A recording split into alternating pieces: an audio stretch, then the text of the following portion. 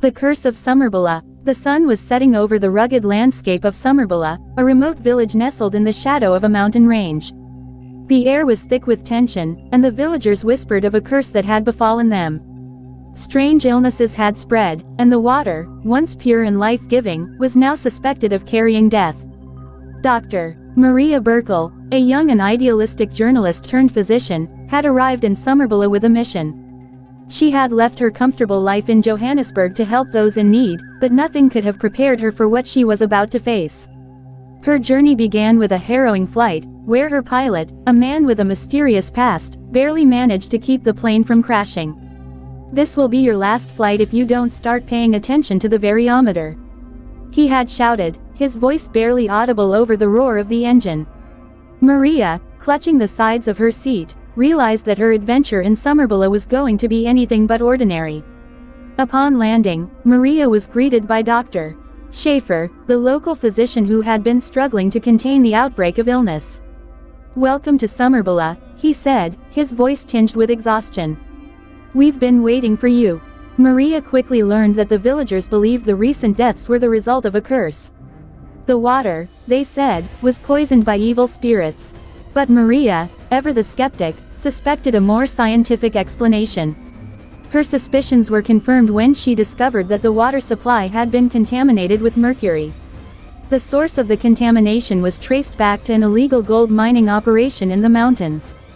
The miners, desperate for wealth, had been using mercury to extract gold from the ore, and the toxic runoff had seeped into the village's water supply. Maria knew she had to act quickly. With the help of her pilot, a man whose motives were as murky as the contaminated water, she set out to find the source of the mercury and put an end to the poisoning. But the journey was fraught with danger. The miners, protective of their illicit operation, were willing to kill to keep their secret. Maria and her pilot were ambushed, shot at, and nearly killed. Yet, despite the odds, they pressed on. In the end, it was the women of Summerbula who turned the tide. Tired of seeing their children suffer, they banded together to confront the miners and demand justice. Maria, inspired by their courage, stood with them, using her medical knowledge to treat the sick and her journalistic skills to expose the truth. The battle was not without its losses.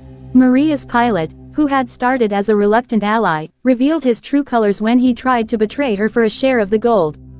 But Maria, ever resourceful, outsmarted him and ensured that the mercury contamination was stopped. As the sun rose over Summerbula, the village began to heal. The water was purified, the sick were treated, and the miners were brought to justice. Maria, though battered and bruised, felt a sense of fulfillment she had never known before. She had come to Summerbula to help, and in doing so, she had found a new purpose. But as she prepared to leave, Maria knew that her work was far from over. The world was full of places like Summerbula, where greed and ignorance threatened the lives of the innocent. And she was determined to fight for them, one village at a time. Maria returned to Johannesburg, but her heart remained in Summerbula.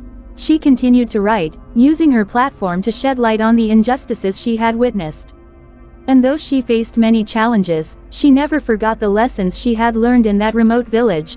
That courage, compassion, and the will to fight for what is right can overcome even the darkest of curses.